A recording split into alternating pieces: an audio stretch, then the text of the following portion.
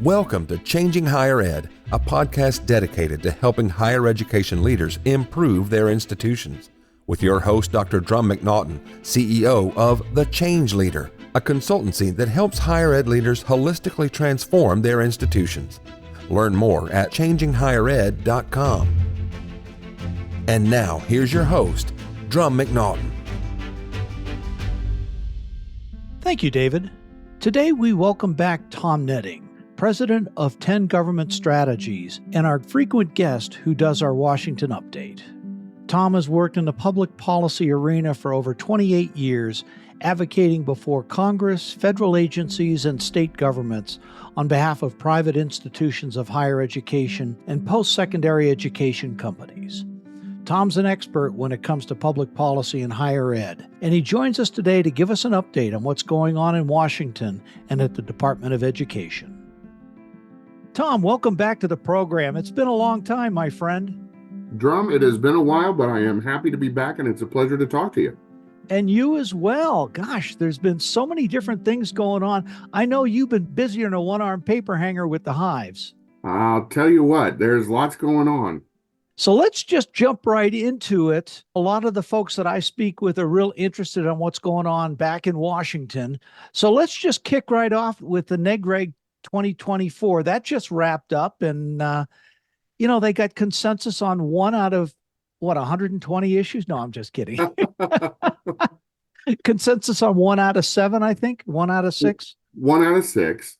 Again, you talked about the start of the year. That has certainly been the first quarter of the year has been those 3 sessions on federal negotiated rulemaking. Program Integrity and Institutional Quality Committee was the official name. And we had another little part of student loan debt relief slid in there in February as well to talk about hardships. But with regards to the predominantly institutional quality and program integrity, the 6 major issues included TRIO, which is the area where consensus was achieved. On behalf of students and in particular immigrants, the opportunity for access to grant assistance was expanded. So a good issue there, and one that you could readily see the work of the subcommittee come through to the full committee and support.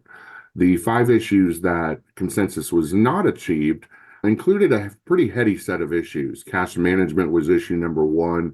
Issue number 2 was state authorization. Issue 3 was distance education.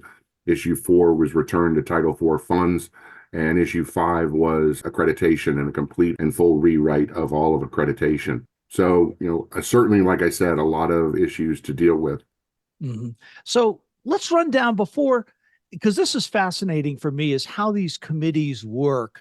When Neg Reg starts, they've got papers they bring to the public and the public entities who work in education and say, this is what we're thinking about doing to enforce the regulations or interpret the regulations.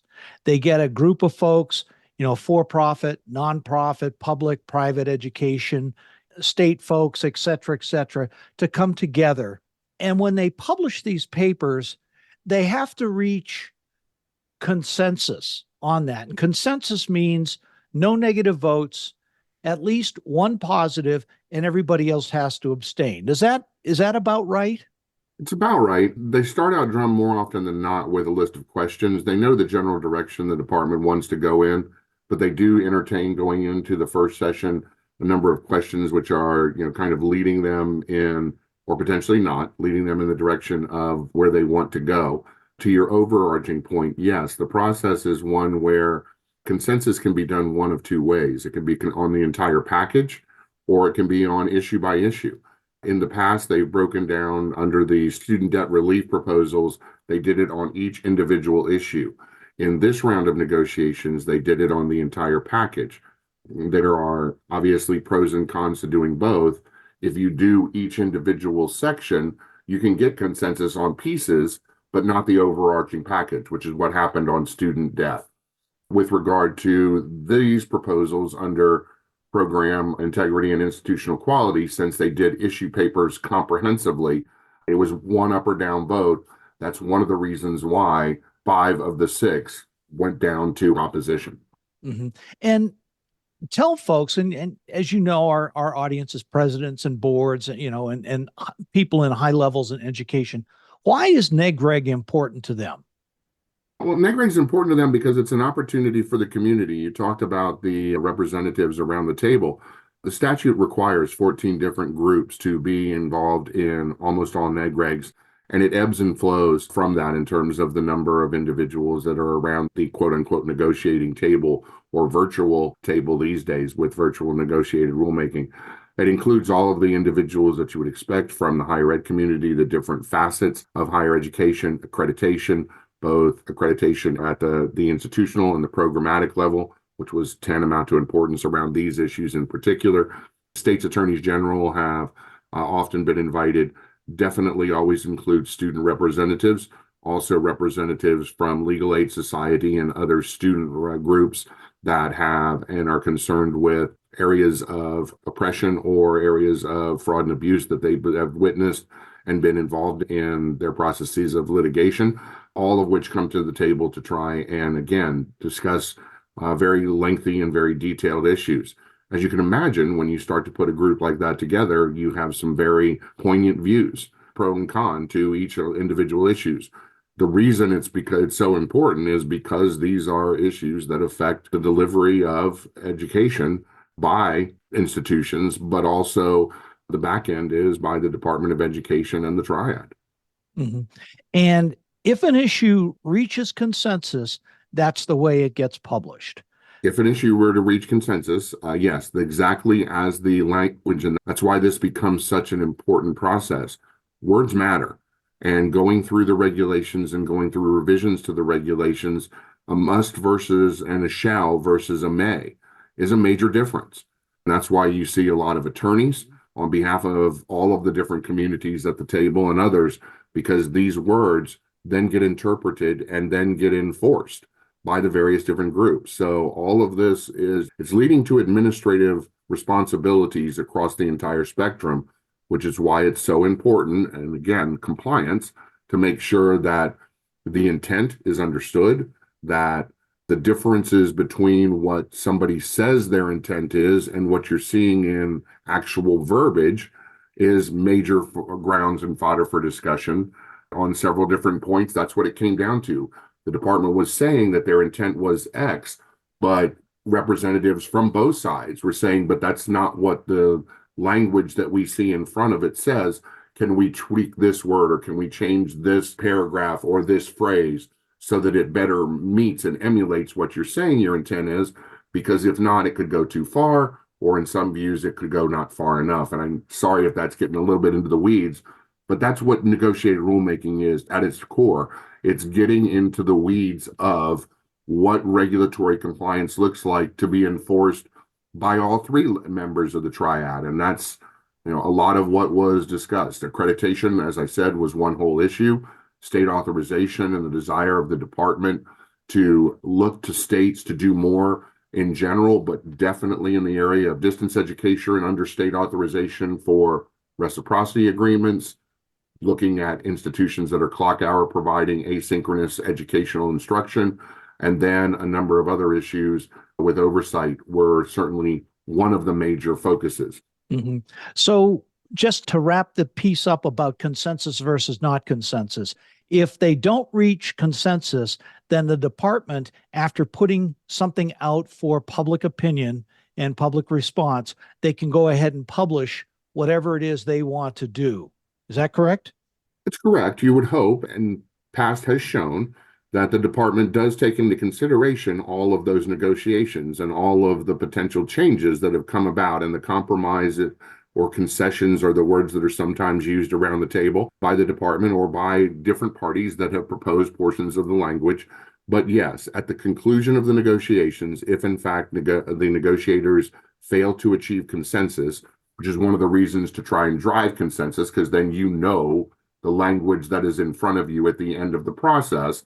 But if that is unable to be obtained, then the department is provided the opportunity to go and take all of the transcripts and all of the time and all of the prior drafts and all of the questions that started the process and develop what they choose to put forward as a notice of proposed rulemaking.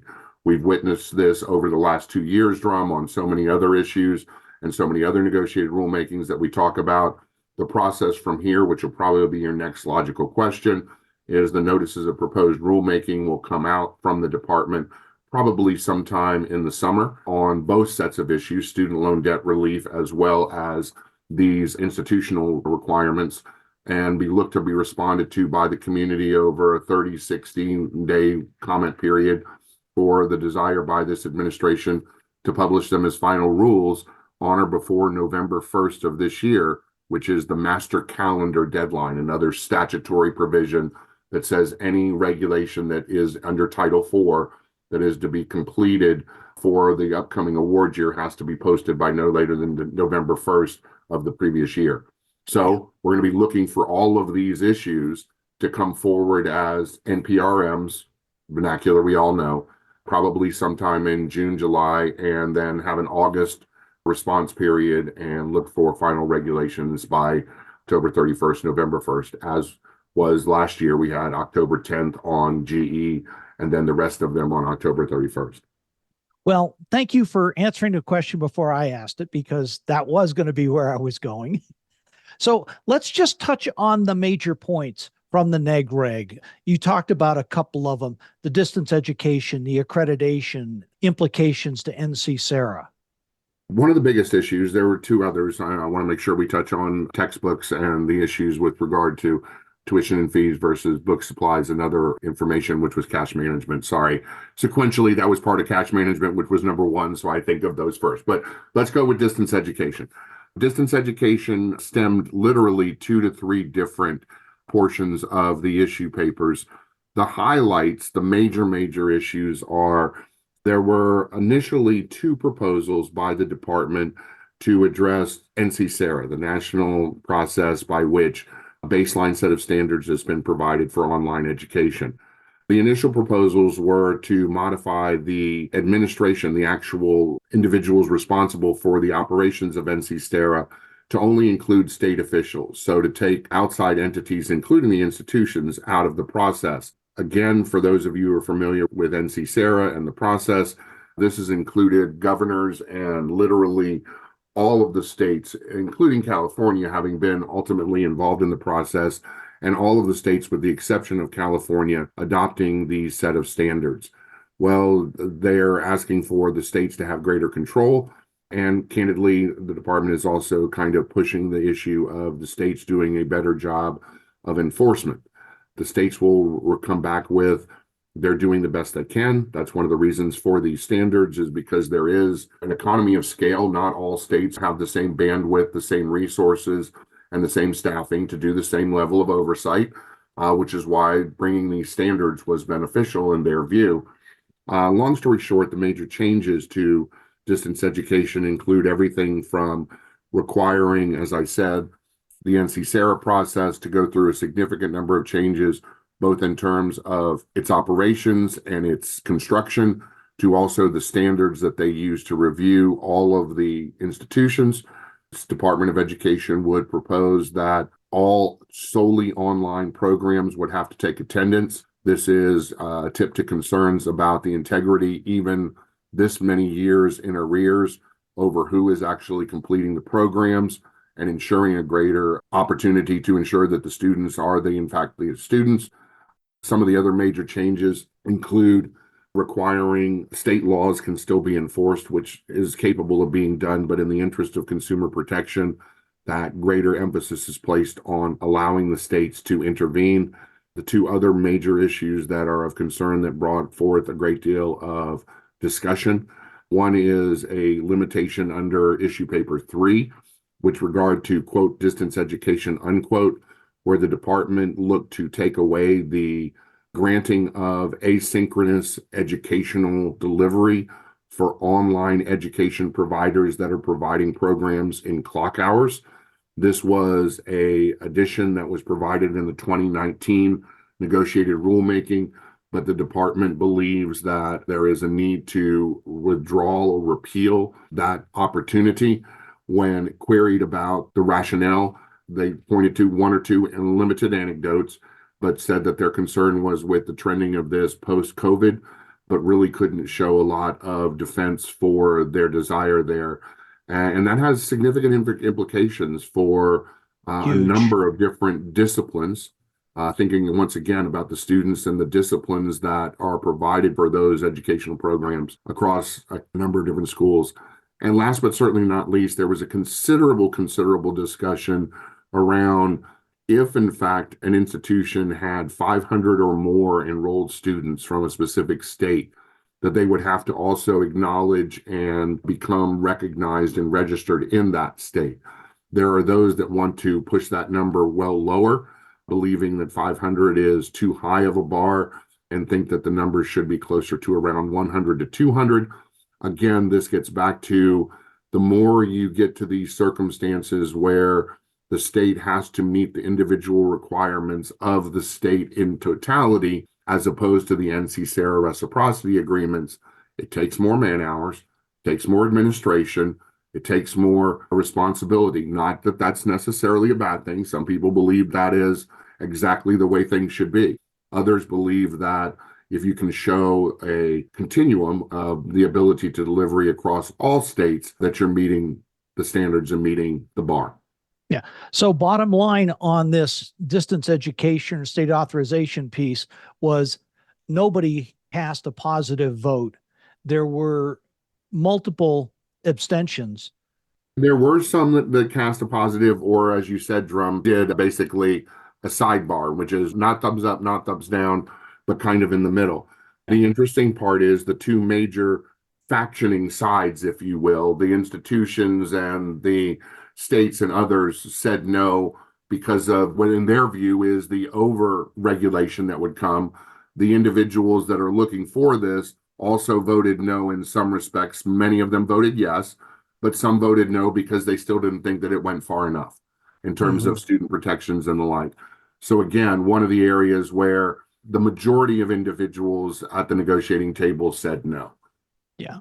And I can understand completely why they did. If the states have bought off and they still buy off on NC-SARA, they agree with that. Why should they have to go above and beyond that? From a bandwidth perspective, from a regulatory perspective, to me, it's too much. And again, you're absolutely right. But to be fair to the other side, we'll contrast that with still seeing concerns about abuses or circumstances that happen within distance education community, where the students, especially if you're talking legal aid or others, we'll talk about students who do not feel that they receive the quality of education for whatever reasons through online education. And this is at all sectors of the higher ed community. There are, obviously hot buttons within this, but the reality is across all sectors, there are still concerns. So you have both sides with legitimate and very passionate issues that they're bringing to the table, as they should, hence what Neg Reg is all about. And that's what makes trying to come up with a consensus-driven proposal so hard. What I can tell you is that in these circumstances, it very much seemed as though the department was leaning towards legal aid society and concerns and attempts to, again, further regulate in this area as opposed to not. It seems like the department has moved more into the area of consumer protection. It was a major conversation, consumer protection, those words, that term came up quite a lot. I think it's also, again, from them, they also always still do think about this in terms of the students, as we all do. And again, as we should. But again, in the interest of students, they continue to believe that maybe there needs to be my word, not theirs, but it sure felt like there was an attempt to put the bit in the mouth and the bridle in the hands of individuals that are looking to draw back a little bit on distance education. Makes sense. Let's move on to accreditation. Accreditation, literally a complete and utter rewrite of Part 602, which is accreditation. Everything from the makeup of the accrediting body itself and who are public members, which got into a considerable discussion. One of the major areas that you could imagine was of great discussion. The statute is very clear that says that the Department of Education doesn't have the authority to direct what standards an accrediting body comes forward with. And yet in a lot of the pre-accreditation and accreditation standards section, I won't bore you with the numbers, but section 602, 19, 20, and 21, if you want to go look, where a lot of those standards are developed and discussed, both from pre-accreditation to regular standards. And The department is pushing very hard on a lot of prescription there. So much so that both the programmatic accrediting bodies as well as the regional, national, although they don't bear those titles anymore, the accreditors that are institutional, all challenged, as well as the institutions, the forcefulness with which the standards were trying to be stipulated by the department and by other people looking to add on to what is being proposed by the department. As importantly, if not more so, in Drumm, we've talked a lot about how NASICI, the National Advisory Committee on Institutional Quality and Integrity, oversees the accreditors, and a great deal of focus on NASICI's review and evaluation of SACS, HL, as well as ACICS, ACCSC, the alphabet soup of all the Alphabet accreditors. soup, yep. And again, without boring anybody on what all of those mean, the reality is that there has been greater enforcement and greater questioning of the role of the accreditors in doing their job by the oversight body. These standards and the changes to these regulations would build on that enforcement mentality and questioning of and oversight of the accreditors themselves. As you might imagine, there was pushback by all of the accreditors on the degree to which the standards were being changed on what they were to do and how they were to do it, as well as how the oversight entities would then judge them when they were to come in front of the bodies as well. The accreditors and the institutions were on one side of this particular set of issues, and a lot of other people abstained because it was truly an issue for that community. You did have, again, Legal Aid Society and some of the student groups voting for this, viewing it as ways in which to further protect oversight and the integrity of the educational quality for students. Mm-hmm.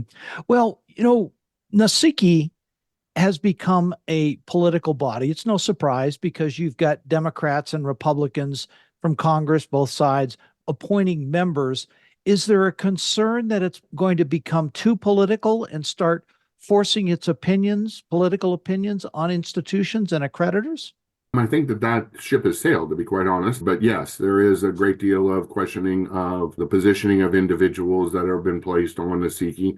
You're absolutely right that 6 of the spots are brought forward. I believe it's 3, 6, 9, 12 of the spots are because it's 3 from Democrats, 3 from Republicans in the House, and 3 from Democrats, 3 from Republicans in the Senate. And again, those are all the different members that are part of it. So yes, it has become somewhat of a politically laden body. The reality is that some of this as well is a difference of opinion between the department and meaning the staff at the department and its oversight and review, and then the body itself and the direction the body seems to want to be going. You'll recall that many of the entities, the different organizations, accrediting bodies that have subsequently been given shorter lengths of re-recognition were given good housekeeping seal of approval for full 5 years by the staff and by the review process itself.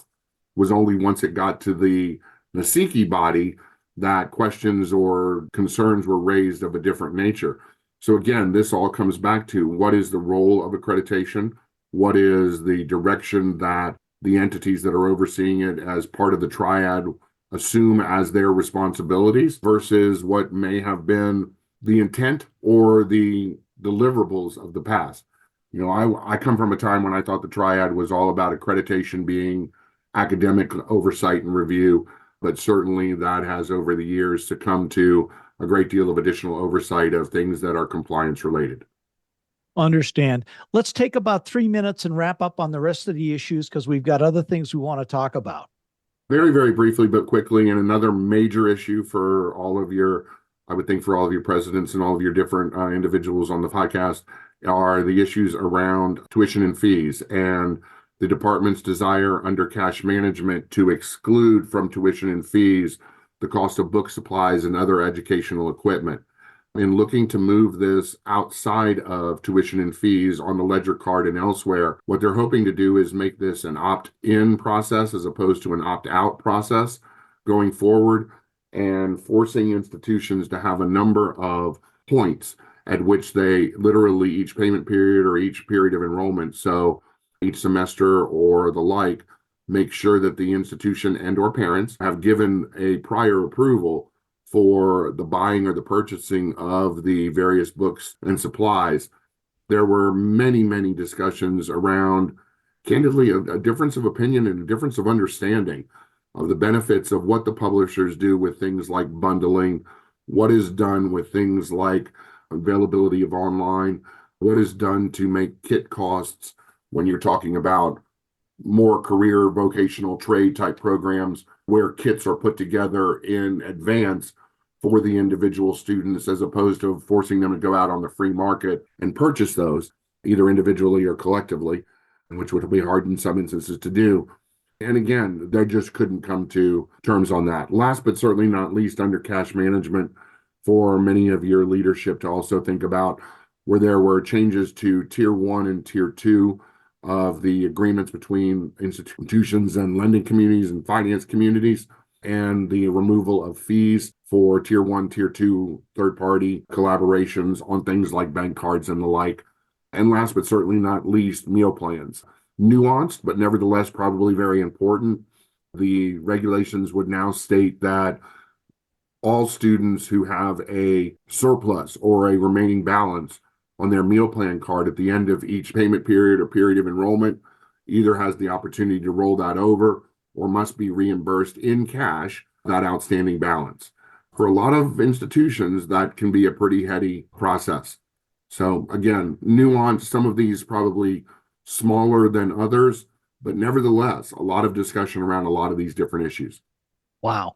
Well, that's a lot of stuff to digest. And it's, I'll just reiterate, it's important for folks to understand what's going on in Washington, because if something comes up and it's not going to help your institution to be able to offer better student learning outcomes, etc., you need to get on the horn and talk to your congresspeople, talk to your representatives, talk to your accreditors, and let them know. Because just because the department says something and goes into the NPRM, the Notice for Public Rulemaking, just because it goes into the Neg Reg doesn't mean that it is a done deal. There is still a public comment after that, and the department takes these things into account.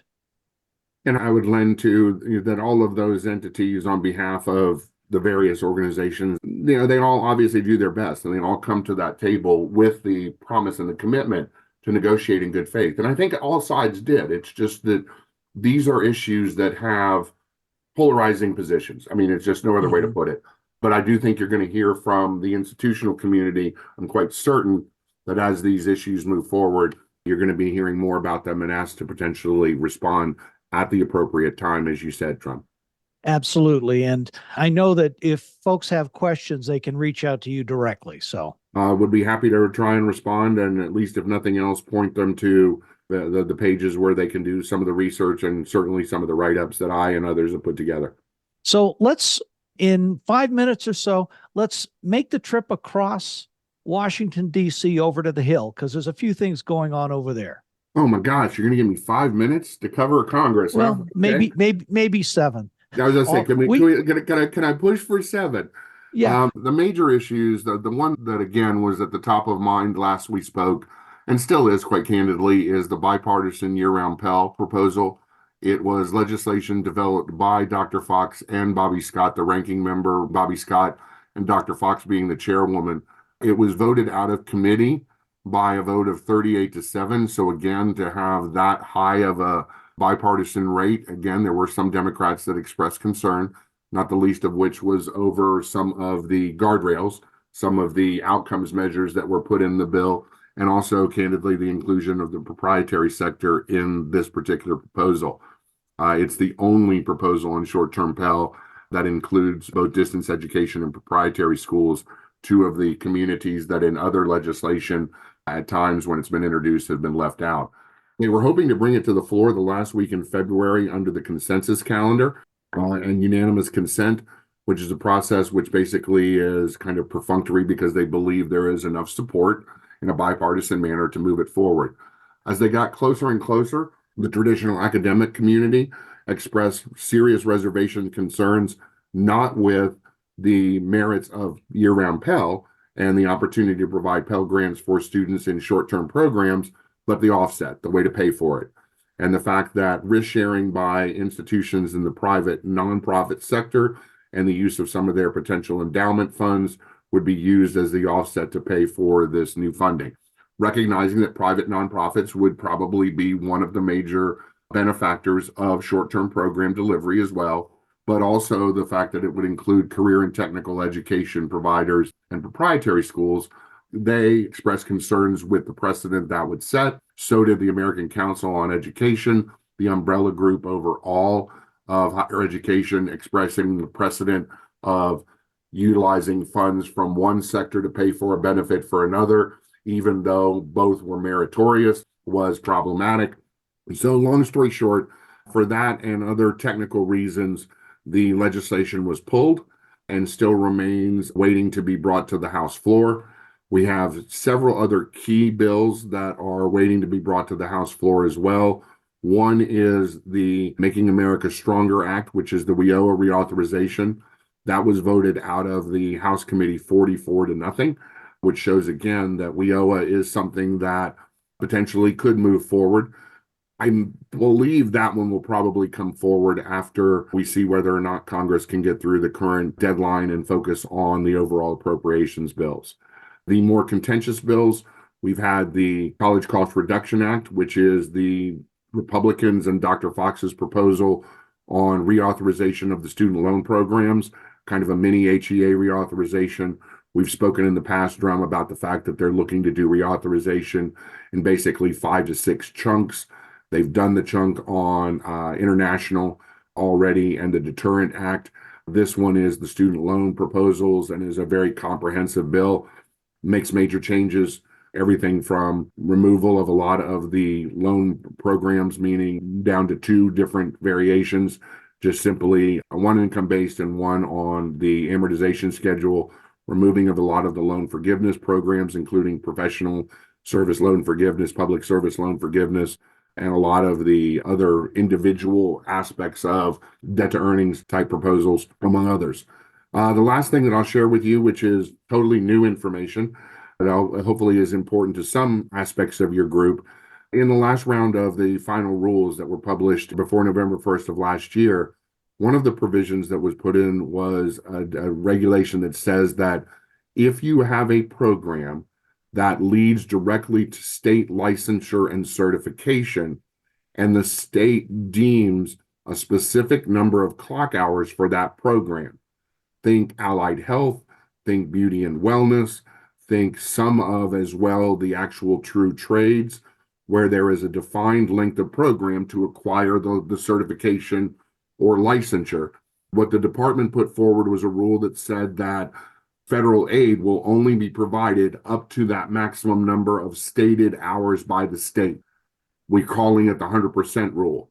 Why that is important is because heretofore, institutions have been able to go up to 150% of that program to provide additional time to elevate the student and make sure that they were fully equipped and prepared.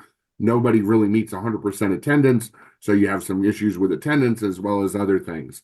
Representative Lloyd Smucker will be introducing this Friday the Clock Hour Program Student Protection Act, which will attempt to go back to the status quo of providing 150% timelines for institutions to provide adequate and comprehensive training to ensure the benefits of hopefully those individuals successfully going on to sit for and complete their state licensure or certifying exam.